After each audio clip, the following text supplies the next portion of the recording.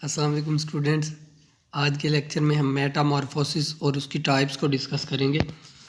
Metamorphosis की definition है सबसे पहले वो तमाम चेंजेस एक इंसेक्ट की लाइफ में एग से लेकर एडल्ट तक उन तमाम चेंजेस को मेटामॉर्फोसिस कहा जाता है। मेटा मीन्स चेंज है और मॉर्फ कहते हैं स्ट्रक्चर को या फॉर्म को। इंसेक्ट अपनी फॉर्म को चेंज करते जाते हैं टाइम के साथ साथ जब तक वो एडल्ट नहीं बन जाते। एडल्ट बनने के बाद यानी मैच्योर होने के बाद फिर वो अपनी शक्ल चेंज नहीं करते। तो मेटामॉर्फोसिस के दौरान कुछ स्टेजेस हम पढ़ेंगे, जैसे larval stage, pupal stage, adult stage. इन के दौरान मोल्टिंग का प्रोसेस भी होगा। अपने ये एक्जोस्केलेटन को झाड़ेंगे, नया एक्जोस्केलेटन बनाएंगे ताकि ये ग्रो कर सकें। तो उन स्टेजेस को इंस्टार कहते हैं। मेटामॉर्फोसिस की एग्जांपल दिखाई गई है चेंजेस की फॉर्म में। एग से एक इमैच्योर निकलता है जिसको कहते हैं निम्फ। एक एग्जांपल है ये इनकम्प्लीट मेटामॉर्फोसिस की, और आहिस्ता आहिस्ता वो एडल्ट में कन्वर्ट हो जाता है। टाइप्स हैं मेटामॉर्फोसिस की। ए मेटामॉर्फोसिस, ए मेटाबोला ऐसे इंसेक्ट को कहा जाता है जिनमें मेटामॉर्फोसिस नहीं होती, मतलब जो पैदाइश के टाइम पर ही वो एडल्ट जैसी शक्ल रखते हैं, एडल्ट की तरह ही प्रोड्यूस होते हैं। उसके बाद सिर्फ उनका साइज़ ग्रो करता है और उनकी बॉडी के अंदर ऑर्गन्स डिवेल्प करते हैं। देखने में बिल्कुल एक जैसे ही होते हैं, अपने पेरेंट्स जैसे। दूसरी टाइप है हेमी मेटाबोला। हेमी मेटाबोला के अंदर शेप तो चेंज होगी, इसको हम इनकम्प्लीट, हेमी की वजह से इनकम्प्लीट मेटामॉर्फोसिस कहते हैं। इसके अंदर शेप चेंज होगी, लेकिन शेप चेंज होने की दो स्टेजेस नहीं है, यहाँ पर सिर्फ एक स्टेज है। मतलब कि यहाँ पर लार्वा से आगे प्यूपा नहीं बनता इस स्टेज में, हेमी मेटाबोला या इनकम्प्लीट मेटामॉर्फोसिस में। ड्रैगन फ्लाई वगैरह, मे फ्लाई इस तरह का मेटामॉर्फोसिस करते हैं। अब इनका जो इमैच्योर होता है, अगर वो पानी के अंदर मौजूद है तो उसको कहते हैं नेड, और अगर ये टेरेस्टेरियल है, ज़मीनी है, तो उसको कहते हैं निम्फ, NYMPH, निम्फ।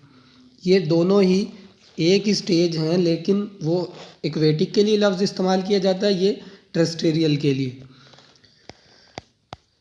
इसके बाद प्यूरो मेटाबोला, इसको कहते हैं ग्रेजुअल मेटामॉर्फोसिस। इसके अंदर भी इंसेक्ट का जो इमैच्योर होता है वो एडल्ट जैसी शक्ल रखता है, लेकिन उसमें अचानक से कोई चेंज नज़र नहीं आता। बहुत आहिस्ता आहिस्ता ग्रेजुअल चेंजेस आती हैं निम्फ के अंदर, और वो आहिस्ता आहिस्ता एडल्ट जैसा बन जाता है। उसके अंदर एडल्ट वाले आर्गन्स भी डिवेल्प हो जाते हैं, एडल्ट वाले करैक्टर्स भी डिवेल्प हो जाते हैं। लास्ट इसके अंदर होलो मेटाबोला, इसको कंप्लीट मेटामॉर्फोसिस भी कहते हैं। कंप्लीट मेटामॉर्फोसिस इस वजह से क्योंकि इसके अंदर एग से लार्वा, लार्वा से प्यूपा, लार्वा जो होंगे ज़्यादातर सुंडी की सूरत में, कैटरपिलर की सूरत में होंगे, और प्यूपा के अंदर से फिर एडल्ट बनता है। ऐसे इंडिविजुअल्स जो कंप्लीट मेटामॉर्फोसिस करते हैं वो कैटेगराइज किए जाते हैं एंडोटेरिकोटा में, क्योंकि इनके प्यूपा के अंदर जब ये स्टेज होती है तब इनके विंग्स बनते हैं। टेरिकोटा वो मेंबर्स हैं जिनके अंदर विंग्स बनते हों। एक्सोटेरिकोटा जो कि इनकम्प्लीट मेटामॉर्फोसिस वाले हैं, उनमें प्यूपा नहीं बनता, तो आउटसाइड द बॉडी ही उसके अंदर इंसेक्ट विंग्स प्रोड्यूस होते हैं। तो एक बटरफ्लाई का लाइफ साइकिल दिखाया गया है जो कि कंप्लीट मेटामॉर्फोसिस शो करता है। एग से हैचिंग हो रही है, हैचिंग के बाद कैटरपिलर निकल रहे हैं, कैटरपिलर का कलर वगैरह चेंज होते होते कैटरपिलर अपने इर्द गिर्द एक कोटिंग बना लेता है, उसको कहते हैं उस फॉर्म को प्यूपा। प्यूपा के अंदर पर वगैरह बन जाते हैं दोबारा से, और पूरा एक बटरफ्लाई बन के एडल्ट सूरत में निकल आएगा। होलो मेटाबोलस की एक और डायग्राम दिखाई गई है। इनमें कंपैरिजन दिखाया गया है कंप्लीट, इनकम्प्लीट और ए मेटाबोलस इंसेक्ट्स के डेवलपमेंट के दरमियान। हाइपर मेटामॉर्फोसिस, ये एक यूनिक टाइप है हाइपर मेटामॉर्फोसिस। इसके अंदर जो लार्वा होता है वो अपनी कई शक्लें बदलता है। जैसे कंप्लीट मेटामॉर्फोसिस में लार्वा से प्यूपा बनता है और फिर सारा एडल्ट में कन्वर्ट हो जाते हैं। लेकिन यहाँ पर लार्वा अपनी फॉर्म चेंज करता है, कैम्पोडी फॉर्म, स्केबी फॉर्म, आगे टाइप्स हैं लार्वा की। इनको ज़्यादा हम डिटेल से डिस्कस नहीं कर रहे क्योंकि हमारा टॉपिक है टाइप्स ऑफ मेटामॉर्फोसिस, ना कि टाइप्स ऑफ लार्वा। अब एंड में हम एग की मैचुरेशन की बात करते हैं। एग की मैचुरेशन पढ़ने से पहले हमें एग का स्ट्रक्चर पता हो। ऐसे इंसेक्ट जो एग प्रोड्यूस करते हैं उनको कहते हैं ओविपेरस।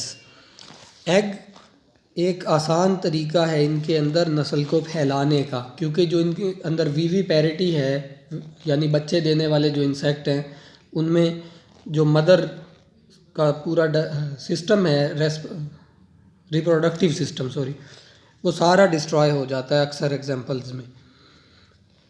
एग का स्ट्रक्चर है, एग के अंदर न्यूक्लियस है, न्यूक्लियस के अलावा यॉक, जर्दी वगैरह, माइक्रोपाइल एक सुराख होगा, ऊपर एक इंटीगुमेंट है, कवर है, इसका नाम है कोरियोन या एमनियोन, और अंदर विटिलाइन मेम्ब्रेन है, ये जो रेड लाइन में नज़र आ रही है विटिलाइन मेम्ब्रेन।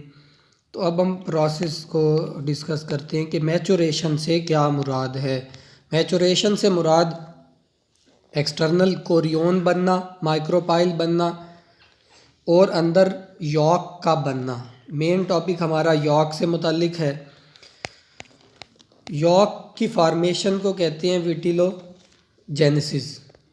विटिलोजेनेसिस, क्योंकि विटिलाइन मेम्ब्रेन के अंदर जब प्रोटीन दाखिल हो जाती हैं ये विटिलोजेनिन प्रोटीन्स, तो इनको कहते हैं विटिलिन प्रोटीन्स। जैसे ही ये जर्दी के अंदर दाखिल हो जाएंगी, इसके साथ साथ मैचुरेशन के दौरान लिपिड बॉडीज़ भी स्टोर होते हैं इस सेल के अंदर या एग के अंदर, और जब ये ओसाइट बन रहा होता है इसके इर्द गिर्द फॉलिकल सेल्स और फॉलिकल सेल्स के इर्द गिर्द नर्स सेल्स वो इसको नरिशमेंट प्रोवाइड कर रहे हैं और ये विटिलिन प्रोटीन्स प्रोवाइड कर रहे हैं। ये विटिलिन प्रोटीन इसके अंदर बनने वाले लार्वा के लिए या इमैच्योर के लिए खुराक का ज़रिया हैं। जब तक वो इसके अंदर इनक्यूबेट रहेगा, जब तक इसके अंदर वो बनता रहेगा, हैचिंग के टाइम से पहले तक खुराक यॉक से मिलती रहेगी इंसेक्ट को। तो ये टॉपिक था एग की मैचुरेशन का, और इससे पहले हमने मेटामॉर्फोसिस की टाइप्स को डिस्कस किया है। उम्मीद है इस टॉपिक की आपको समझ आ गई होगी। नेक्स्ट लेक्चर में हम इंसेक्ट की दूसरे आर्थ्रोपोड्स के साथ रिलेशन के बारे में पढ़ेंगे। तब तक के लिए अल्लाह हाफ़िज़।